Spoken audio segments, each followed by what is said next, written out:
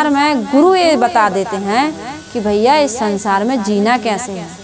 तो चले अब गुरु मग शर्म लाज तज कर, कोई कुछ कहे तो तू मन मार सह ले। जगत छोड़ना है मरे बाद एक दिन, अतः तू प्रथम त्याग कर शांति गह ले। यही तो कह रहे हैं पॉइंट कि जगत तो छोड़ना है। बच्चों की आप शादी कर पाए ना कर पाए, उन्हें डॉक्टर मास्टर वकील जज ना बना पाए ये तो प्रारब्ध की बात है। एक दिन मरना है कि नहीं? बना भी दोगे तब भी मरोगे, नहीं बनाओगे तब भी मरोगे। तो जगत तो एक दिन परिवार घर संपत्ति सब छोड़ के जाना है। जगत छोड़ना है मरे बाद एक दिन, अतः तू प्रथम त्याग कर शांति गह ले। जब छोड़ना ही है तो पहले से छोड़ के बढ़िया शांति से जीवन शांति से जीने के लिए मिला। लेकिन हमने इतना सिर पर बोझा लाद लिया। वो क्यों लाद लिया? हमने ये सोच लिया कि ये हमारा है, हम जैसा चाहेंगे वैसा होगा। हम जैसा चाहते हैं वैसा नहीं होता। खूब सोच लो, आप जैसा चाहोगे वैसा पूरा का पूरा कुछ होगा, लेकिन पूरा नहीं हो सकता। तो इसलिए जगत त्यागना है, जगत छोड़ना है मरे बाद एक दिन, अतः तू प्रथम त्याग कर शांति गह ले।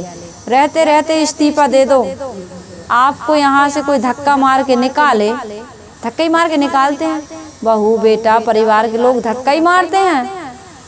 आप जब कुछ करने लायक नहीं रह जाओगे, धक्का ही मारे, तुम भजन करो ना। तुम्हें क्या करना है माँ जी, तुम्हें क्या करना है मम्मी दादी, तुम भजन करो, बैठ के भजन करो। अब बूढ़ा बूढ़ी हो गए, अब भजन कभी किया हो तो अभ्यास हो, भजन किया ही नहीं है। तो हम तो देख रहे हैं टकटकी लगा के बूढ़े बूढ़े कभी रूम बना कर नहीं रहते। वो तो कहते हम तो यहीं बरामदा में बढ़िया खुश। क्यों खुश हो? क्योंकि देखना है ना कौन आ रहा, कौन जा रहा, क्या हो रहा। रूम में घुस जाएंगे तो कहते हैं ये तो हमको जेल लगता है, जेल जैसे लग रहा है, अंदर में हमको नींद ही नहीं। हमारे क्या बताएं, नाम तो नहीं लेना चाहिए। बहुत सारे ऐसे लोगों को हमने देखा जो रूम में नहीं जाते अंत समय, वो दिन भर बैठे हैं, देख रहे हैं। कहते हैं 25 साल तक आदमी अपनी उम्र जीता है, ऐसे बताएं 25 साल अपनी उम्र, 25 के बाद में संत बताते हैं वो क्या बन जाता है, गधा बन जाता है। वो गधा की उम्र जीता है। फिर वो कुत्ता बन जाता है, दरवाजे पर बैठ के नहीं, घर में बोलता है लेकिन सुनता कौन है, कुत्ता जैसे बोलता है। ऐसा संत बताते हैं कुत्ता की उम्र जीता है। फिर उसके बाद में वो उल्लू बन जाता है। नहीं दिख रहा है, ए बेटा मोतियाबिंद का ऑपरेशन तो करा दे, दिखाई नहीं दे, का देखना है अब आपको और क्या सुनना है? आप तो न देख, प्रकृति कितना बढ़िया है। आपको देखना कम कर दिया, सुनना कम कर दिया, याद भी कुछ नहीं रहता है, भूलना अब याद नहीं रहता है। ये प्रकृति का कितना बढ़िया विधान है। हम एक्सेप्ट नहीं करते उसको, दुखी होते हैं, अरे दिखाता नहीं, सुनाता नहीं, दांतों से कुछ चबाता नहीं। खाने पीने की सब चीज़ की अब तुमने बहुत खा पी लिया, बहुत भोग लिया, सुख कहाँ भोगा है। हाँ, अब अपना मन को तो जवानी से नहीं साधेंगे तो बुढ़ापे में साधने वाला। जब सब काम जवानी में होते हैं तो भजन सत्संग साधना त्याग वैराग बुढ़ापे में नहीं होंगे। आपने हमने जो बनाया ना उसी का भजन होता है। सदगुरु विशाल साहेब जी ने कहा था कि हमारे गुरुदेव जी से कि जवानी में हमने जो कमाया है ना वही भुना भुना के हम खा रहे हैं। बुढ़ापे में का ये तो शरीर इतना कष्ट देने लगता है, न ध्यान में बैठ सकते हैं, न साधना कर सकते। बुढ़ापे में अब दिखते ही नहीं तो कहाँ का पाठ करोगे, कहाँ की पुस्तक पढ़ोगे। तो जो संस्कार हमने बनाया है ना जवानी में वही काम आता है। ये प्रैक्टिकल है, ये कोई किस्सा कहानी या काल्पनिक बातें नहीं हो रही हैं, ये हकीकत बता रहे हैं, है ना, जो हमारे जीवन में है। तो इसमें बताए गुरु जी कि जगत छोड़ना है मरे बाद एक दिन, पक्का है। और चीज़ में तो संदेह है, लेकिन मरने में कोई संदेह है किसी को कि हम तो नहीं मरेंगे, हम तो नहीं छोड़ेंगे हमारा घर। अभी अभी हमने बनाया, अभी उद्घाटन हुआ, अभी शादी हुई है, बहू आई है, इसके हाथ की रोटी खाएंगे। अभी अभी पोता पोती हुई, इसकी शादी देखा ही के जाएंगे। ये भी हमारी सुव्यवस्था नहीं है ना, कब चले जाएं। मरना बिल्कुल पक्का है। तो जगत छोड़ना है मरे बाद एक दिन, अतः तू प्रथम त्याग कर शांति गह ले। हमको कैसे रहना चाहिए पता है? संतों के रहने के लिए भी साहब ने कहा और भक्तों को रहने के लिए भी साहब ने कहा। भक्तों के लिए साहब ने कहा कि जाको जाना उत घड़ा, सो क्यों जोड़े मित्र, और जैसे पर घर पाहुना रहे उठाए चित्त। हम लोगों को 15 तारीख तक चित्त लगेगा यहाँ। 16 के सुबह तो हमारा पूरा चित्त रहेगा कि जल्दी से जल्दी ट्रेन में बैठ जाए, हाँ, और पहुँचना है भाई वहाँ। अभी भी हमको क्या है, 15 तक समय काटना है, हमारा चित्त अभी भी नहीं लग रहा। और जिस दिन 16 तारीख आएगी ना, उस दिन तो बिल्कुल नहीं लगेगा। तुम हमें आरती लेके और कितना भी फूल माला चढ़ाओगी साहब, आज और रुक जाओ तो नहीं, अब तो नहीं रुके, अब फिर देखेंगे अगली बार। तो ऐसे रहो संसार में। जाको जाना उत घरा, सो क्यों जोड़े मित्र। मित्रता नहीं जोड़ते, हम बहुत प्यार से मिलेंगे, बहुत अच्छी सी बात करेंगे, लेकिन अंदर से हमें जाना है, ये भाव है ना। हमें क्या है भैया, 2 दिन के लिए आए, 4 दिन के लिए अच्छा व्यवहार कर लें, यही तो रहता है। आपको भी साहब लोग 2 दिन के लिए 4 दिन के लिए आए, अच्छे से व्यवहार कर लो।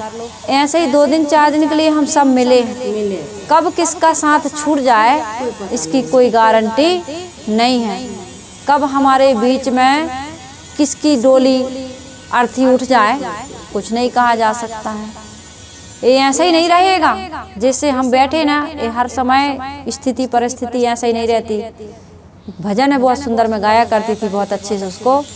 अरे थी ये तेरी जिस दिन दुनिया से विदा होगी, अरे थी ये तेरी जिस दिन दुनिया से विदा होगी, कुछ अलग समा होगा, कुछ अलग फिजा होगी, अरे थी ये तेरी जिस दिन दुनिया से विदा होगी। अभी अपन इतने अच्छे बैठे, अभी हमारे बीच से कौन उठ के चला जाए, ये माहौल नहीं रहेगा।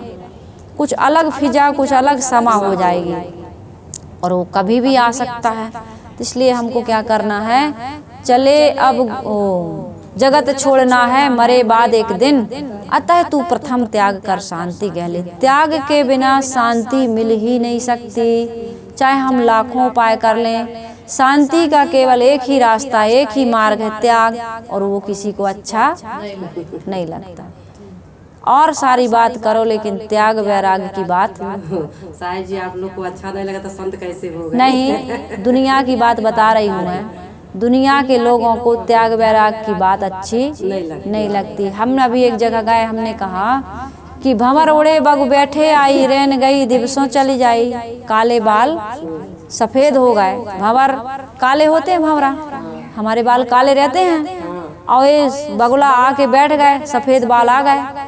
अब तो काले बाल मत कराओ, हमारे कहने का मतलब ये था। तो हमने उनको समझाया कि क्योंकि तुम्हें ये पता चले कि पहला नोटिस जाने का आ गया है, ये बात आप भूलो मत। आप काले करके भुला देते हो ना। बूढ़ा भी कहता है अभी तो मैं, बुढ़िया भी कहती है अभी तो मैं जवान हूँ और बीच बीच में अपन को आ ही जाता है गाना, अभी तो मैं जवान हूँ। तो तुम जवान की भाव है तब तो काले कर आ रहा है। गुरुदेव जी बताया करते थे कि एक पागल बाहर से पागल है तो भीतर से भी पागल होता है, लेकिन एक पागल अंदर अंदर से रहता है, लेकिन बाहर से बहुत अपने आप को कहता है मैं समझदार हूँ। वो समझदार बनने वाला पागल कौन है? हम ही लोग, जो काले बाल करा करके और ब्यूटी पार्लर जा करके और हाँ क्या क्या करा के हम ये अपने आप को धोखा दे रहा है, दूसरे को थोड़ी, अपने आप को धोखा दे रहे हैं कि अभी तो हम जवान हैं। हम जवान अवान नहीं हैं। और जवान में जो तुमने काले काले कर्म किए हैं वो अभी बुढ़ापे में भी काले बाल करके कर रहे हो, तो ये छोड़ दो आप। ये हमारे कहने का मतलब है सदगुरु कबीर साहिब जी कह रहा है। तो सत्संग के बाद में एक व्यक्ति क्या कह रहा है, हम तो अंदर आ गए थे, हमारे साथियों ने सुना, कहे साध्वी जी का हमने 1 घंटा प्रवचन सुन लिया, लेकिन हम तो काले बाल कराएंगे हम जो करते रहे हैं वही करेंगे। तो हमने कहा भाई साध्वी जी का तो देखो, संत तो कहते हैं रामायण अनुहरत सिख जग भयो भारत नेम, और तुलसी सटकी को सुने कली कुचाल पर प्रेम। गोस्वामी जी को भी ये निराशा हाथ लगी सतगुरु कबीर साहिब जी को भी लगी। साहिब ने कहा कि कहें कबीर सब खलक सयाना, इनमें हम ही अनारी। संसार के सब लोग सियाने हैं, हम ही इस संसार में अनाड़ी हैं। एक जगह क्या हुआ, कहते हैं बहुत बड़ा वृक्ष था। तो उस वृक्ष पर दो घोंसले थे, एक तो था हंस पक्षी का और एक था उल्लू का। तो हंस भी अपने परिवार के साथ रहता था और उल्लू भी अपने परिवार के साथ रहता था। तो हंस क्या करता था, जैसे ही सुबह हो ब्रह्म मुहूर्त में उठ जाते थे। ओम शांति वाले कहते हैं अमृत बेला, कितना बढ़िया शब्द है ना।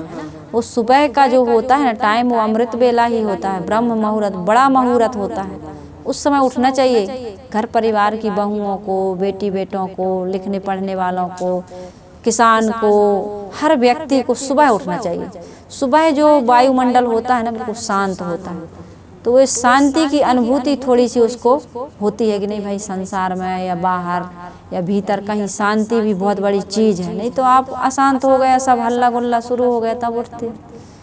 तो शांति के बारे में आप पुस्तकों में कभी पढ़ सकते हो, लेकिन महसूस नहीं कर सकते। तो वो हंस उठता था सुबह, तो जैसे ही सूर्य निकलता था तो बच्चों को उठाता था कि बच्चों उठ जाओ, सूर्य निकल आया, नमस्कार करो, दर्शन करो। तो रोज रोज बच्चे उठते थे और बढ़िया हाँ हाँ पिताजी नमस्कार कर लिया हमने, सूर्य का दर्शन हो गया। तो उधर उल्लू के घोंसले में भी आवाज़ जाती थी, तो उनके बच्चे भी बड़े हो गए थे। तो बच्चों ने कहा मम्मी ये हंस रोज रोज कहता है कि सूर्य निकल आया, नमस्कार कर लो, बच्चों उठो। हमारे यहाँ तो हम कभी नहीं सुनते ना हम देखते कि सूर्य, जबकि एक ही पेड़ पर रह है, तो हम लोगों को सूर्य क्यों नहीं दिखाई देता। तो उनके मम्मी पापा ने कहा कि भाई सूर्य वूर्य होता नहीं है, संसार में सूर्य है ही नहीं, तो दिखाई कहाँ से देगा, तुम तो सो जाओ, सूर्य वूर्य नहीं होता है। बच्चों को सुला दिया। बच्चे थोड़े बड़े हुए तो रोज रोज सुनते थे कि बच्चों उठ जाओ, सूर्य निकल आया, नमस्कार करो। तो बच्चों की जिद, बच्चों ने कहा नहीं पिताजी सूर्य को हम दर्शन करेंगे। पिताजी कहते हैं, उनकी मम्मी कहती है और बच्चे भी कहते हैं सूर्य निकल आया, हमने दर्शन कर लिया, तो सूर्य होता होगा, आप तो हमें दर्शन कराओ। तो बच्चों की जिद के आगे तो भाई बूढ़े भी, माता पिता भी झुकना पड़ता है ना, क्या करोगे बच्चों की जिद। तो इनने जितने भी लोग थे, इनके नाते रिश्तेदार इष्ट मित्र सबको बुलाया, मीटिंग रखी कि भाई हमारे बच्चे ऐसी जिद कर रहे हैं कि सूर्य के दर्शन करना है, तो क्या सूर्य होता है सचमुच में। ये हमारे बगल वाला रोज कहता है, हम तो कभी देखे, आप लोगों ने देखा। तो सभी लोग आए, तो उन लोगों ने कहा भाई सूर्य तो हमने भी नहीं देखा, हमारे दादा बाबू ने नहीं देखा। तो फैसला ये हुआ कि सूर्य होता ही नहीं है। हाँ, उन लोगों की मीटिंग हुई, पंचों ने कह दिया कि भाई सूर्य होता ही नहीं है, कभी देखे नहीं तो कहाँ होता है सूर्य, नहीं होता है सूर्य, ये सब बकवास है, पागल हैं, इनको बोलने दो। अब चले गए, लेकिन बच्चे रोज वही सुने। तो बच्चों ने कहा हम तो भाई सूर्य के दर्शन करेंगे। अब हमारे परिवार वाले रिश्तेदार कोई की बस की बात नहीं है कि सूर्य के दर्शन करा सकें, तो चलो इन्हीं के पास चलते हैं, ये कैसे कहते हैं कि सूर्य के दर्शन होते हैं। तो वहाँ गए तो हंस महाराज से कहा कि हंस महाराज हमें भी सूर्य के दर्शन कराइए, आप रोज रोज बताते हो आपके बच्चे करते हैं, तो हमें भी कराओ। तो हंस ने कहा कि आ जाओ बच्चों, आपको हम सूर्य के दर्शन कराएंगे। तो हंस ने अपनी चोंच से, कहते हैं, उसकी आंख का जाला साफ कर दिया। तो जब जाला हट गया तो तत्काल उसको सूर्य के दर्शन हो गए। तो बच्चों ने कहा हाँ हाँ हमें भी सूर्य के दर्शन हो गए, हमें भी सूर्य के दर्शन हो गए। हमारे माता पिता तो झूठ बोलते थे कि सूर्य होता ही नहीं। तो फिर अपने घर चले गए हो, अपने घोंसले में। तो यहाँ जैसे ही उठे सुबह सुबह, तो कहा कि बेटा उठो, सूर्य के दर्शन कर लो, प्रणाम करो। तो वो अपने घोंसले से कहने लगे हाँ हाँ हमें भी सूर्य के दर्शन हो गए, हमने भी सूर्य को प्रणाम कर लिया। तो जो उनके मम्मी पापा थे उल्लू के, उन लोगों की बड़ी समस्या, ले अभी तो बगल से आवाज आती थी कि सूर्य होता है, सूर्य के दर्शन करो। हमारे बच्चे भी बिगड़ गए, हमारे बच्चे क्या हो गए, बिगड़ गए। ये भी कहने लगे कि सूर्य होता है, उसके दर्शन करना चाहिए। इनको सूर्य दिखने लगा, हम लोगों को तो कभी किसी को नहीं देखा। पंचायत में बात क्लियर हो गई है कि भाई सूर्य होता ही नहीं, और इनको कहाँ से सूर्य दिखने लगा। हमारे जाति बिरादरी वालों को कभी हुआ नहीं, इनको कैसे हो गया। तो इन लोगों ने फिर मीटिंग बुलाई, मम्मी पापा ने, और जितने मंडलेश्वर जगत गुरु थे उनकी जाति के सबको बुलाया और उनको बिठा कर कहा भाई ऐसी ऐसी बात है। अभी तक तो बगल से आवाज़ आती थी, हमारे बच्चे भी कहने लगे, अब क्या करें, हमारे बच्चों को बिगाड़ दिया। आज हमारे बच्चे बिगड़े हैं, कल को और भी लोग बिगड़ जाएंगे। हमारी जाति के लोग जो कभी एक मत थे कि कहते थे कि सूर्य नहीं होता, आज हमारे बच्चे मान नहीं रहे। बच्चे कहते नहीं सूर्य होता है पिताजी, और तुमने हमें अंधकार में रखा, तुमने हमेशा कहा कि सूर्य नहीं होता, सूर्य होता है। तो अब इन बच्चों का क्या करें। तो सब लोगों ने विचार किया कि जहाँ से रोग की जड़ है उसको काटना चाहिए। यदि ये हंस ना होता, इसका परिवार ना होता, तो हमारे बच्चे ना बिगड़ते। तो ऐसा करो, इस हंस के पूरे परिवार को मार दो, एक ही उपाय है, जान से मार दो, खत्म कर दो। बोले हंस ने सुन लिया कि भाई ये तो हमको मार देंगे। तो उसने कहा, जैसे ही दिन निकला और परिवार में सब लोगों से कहा कि भैया यहाँ से भाग जाओ, नहीं तो तुम्हारी फिर खैर नहीं। तो उसकी पत्नी ने कहा, बच्चों ने कहा कि भाई हमारे लिए तो बाहर कहाँ जाएंगे हम।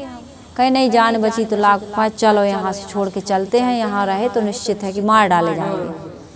तो उल्लू के बच्चों को पता चल गया, तो उन लोगों ने कहा कि हम भी चलेंगे आपके साथ, यहाँ हमारा क्या काम। अच्छा, उल्लू के साथ रह के हम क्या करेंगे भाई, अब तो हम हंस बन गए, अब हंस ही के साथ चलेंगे।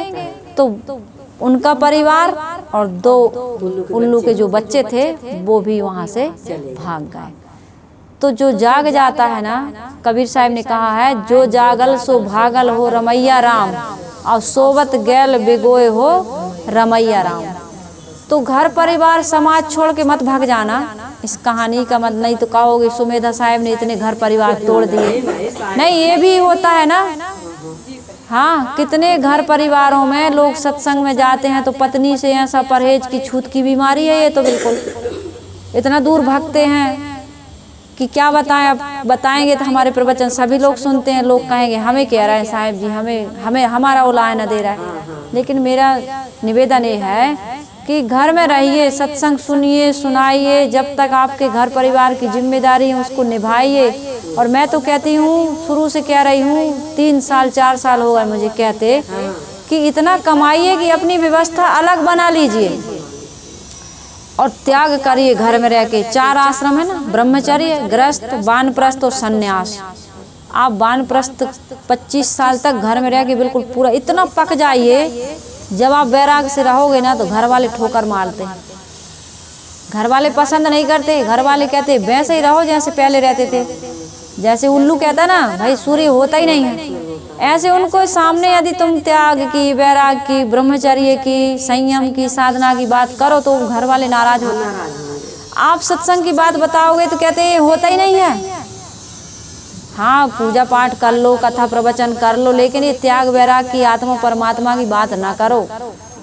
घर गृहस्थी को त्याग दोगे तो संसार कैसे चलेगा। ये संसार कैसा है, सुर नर मुनि सबकी यह रीति, और स्वार्थ लाग करें सब प्रीति। जब स्वार्थ सिद्ध नहीं होता, पति तो दूर रहने लगा, बच्चों से पिता दूर रहने लगा, वो सत्संग में जाने लगा, साधना करने लगा, तुमसे मिलने जुलना उसने बंद कर दिया, घूमना, पार्टी बाजी या कोई लेना देना खाना।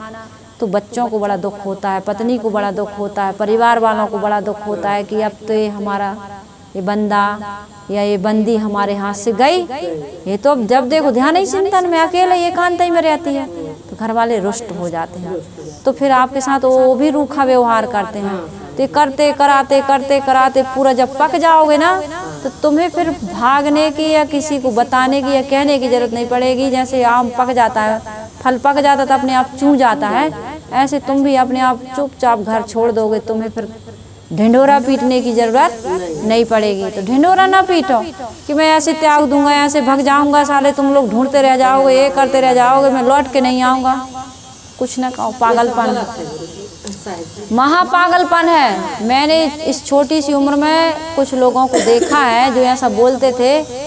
मैं किसी व्यक्ति को नहीं कह रही हूँ, कोई ये ना समझे कि मुझे कहा जा रहा है। ये मैंने देखा है कि उनको अंत में वहीं आना पड़ता है। क्योंकि उम्र निकल गई आपकी, वो समय निकल गया है आपका।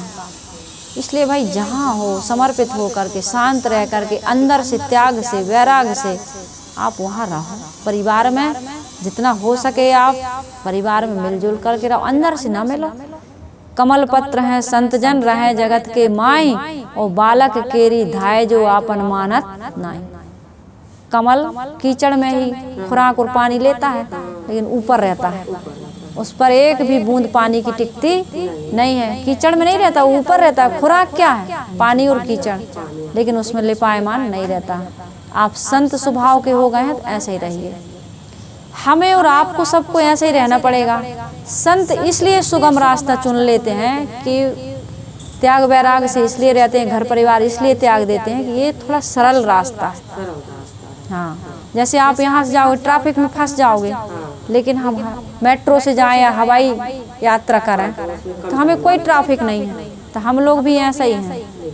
बचपन से हम लोगों ना मेट्रो वाले हवाई जहाज वाले हो गए।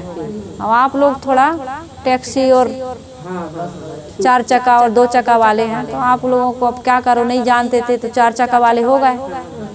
पहले तो दो ही चक्का थे, अब 4 चक्का वाले हो गए, 4 से 8 चक्का वाले हो गए, वजन बढ़ गया। इसलिए साहब कहते भूले मन समझ के लाद, नहीं जानते थे गुरु नहीं मिला था। यदि छूटना है तुझे दुख भाव से, तो गुरु की शरण को भली भांति गहले। नहीं मिला था कोई बात नहीं, लेकिन अब तो मिल गया। अब उठा पटक ना करो इस उम्र में। जहाँ तक मैं जानती हूँ उतना बता रही हूँ, हो सकता है मुझसे ज़्यादा लोग जानते हो जो घर छोड़ते हैं, तो उनका स्वागत है भाई, वो अपनी ज़िंदगी का खुद डिसीजन लें। लेकिन मैंने जो अनुभव किया उसको मैंने कहा। पॉइंट क्या है आगे का? बिताना है जीवन किसी भांति से ही, तो गुरु ऐन में चैन अभिलाष कर ले। बिताना तो है जीवन किसी भी तरह से, तो गुरु की शरण में जा कर के शांति की प्राप्ति करो। क्योंकि संसार में ई जग जरते देखिया, अपनी अपनी आग, ऐसा कोई ना मिला जासो रहिए लाग। संसार में जिसके पास जाओ दुख रोने, तो वो उसके पास हमसे ज्यादा दुख है। हाँ, और सुनने को भी आज के कोई दुनिया में कितना गम है और मेरा गम सबसे कम है। दुनिया का गम देखा तो मैं अपना गम भूल गया, ये भी फिल्मी गाना है। दुनिया में कितना गम है, जब दुनिया के लोगों को देखो तो उनका दुख से, उनके गम से हमारा गम बहुत कम है। इसलिए भ्रमण करो, लोगों से मिलो, आओ जाओ, लेकिन परख दृष्टि बना करके चलो। हमारा दुख ही अच्छा है भाई, सबसे कम है, हम सुखी हैं। राम का भजन करते हैं, राम की गाथा गाते हैं, राम की कहानी, दुख भरी कहानी राम की, फिर दुनिया की तो छोड़ दो। कृष्ण की कहानी, कृष्ण का जो परिवार था, उनके लोग थे, उनका पूरा जीवन कितना संघर्ष में, अपने परिवार को नहीं बचा पाए हो। हमारे और आपके, हम रोते हैं, साहेब पति ऐसा, बच्चे ऐसे, बहू ऐसी, सास ऐसी, संतान ऐसी। माता बिल्कुल ना रो, ये संसार ऐसा ही है। साहिब ने कहा बहुत दुख दुख दुख की खानी, तब बची हो जब राम ही जाने। शिकायत ना करो, दुख ना मनाओ, यहीं मिला है यहीं छूटेगा। बस खाने को मिल रहा है, आपके पति ने आपको त्यागा नहीं, वनवास नहीं दिया है। आप जो पुरुष है उनकी पत्नी कोई रावण चुरा के नहीं ले गया, और ले भी गया है, कुछ ऐसी हो ही जाती हैं घटना दुर्घटनाएं, तो धैर्य रखो। राम ने भी धैर्य रखा था। पांडव 5 पांडव अपनी एक पत्नी की लाज नहीं बचा पाए। बताओ, ऐसा समय आता है सबके जीवन में, ये चक्र आता है। उस समय में समय का इंतजार करना चाहिए। कितने लोग सुसाइड कर लेते हैं, कितने लोग ट्रेन के नीचे आ जाते हैं, फांसी लगा लेते हैं। ये बहुत गलत बात है।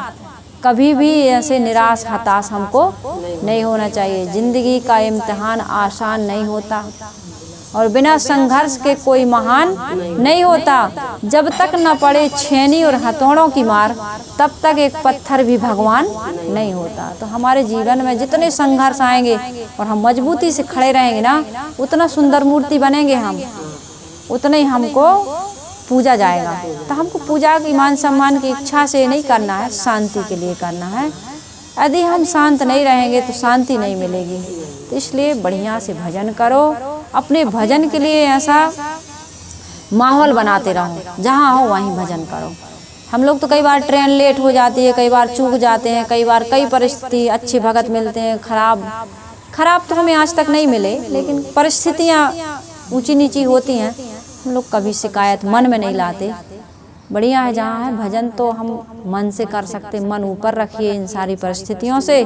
स्थितियाँ तो बनती बिगड़ती रहती हैं, हमारी मन स्थिति नहीं बिगड़नी चाहिए।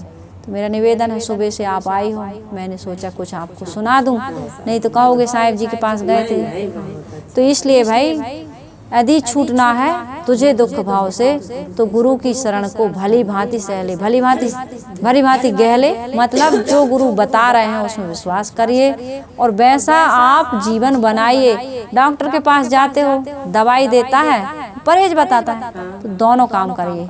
ये जो सत्संग है ये दवाई है, और परहेज क्या है, हम जो बता रहे हैं इस सत्संग में, उस पर आप संयम रखिए, त्याग वैराग से रहिए, मन की सुवस्था, इंद्रियों की पवित्रता, भाईचारे और प्रेम का व्यवहार, यही पूजा है। और आत्मा का स्मरण कि मैं अजर अमर अखंड हूँ, अविनाशी हूँ, नित्य सनातन शाश्वत हूँ, मेरा किसी से कोई संबंध नहीं है, मैं अकेली आई हूँ, अकेले जाना है, और आगे की यात्रा भी अकेले ही करना है, ये सब साथ में जाने वाले नहीं हैं। तो ऐसा जीवन जिएं आप, समझदारी पूर्वक हम सभी लोग जिएं, तभी हमारा जीवन सफल और सार्थक हो सकता है। इन बातों को सुनते रहिए, समझते रहिए, चिंतन करते रहिए, तभी हमारा ये सत्संग सुनना सफल होगा। बोलिए सद्गुरुदेव की जय।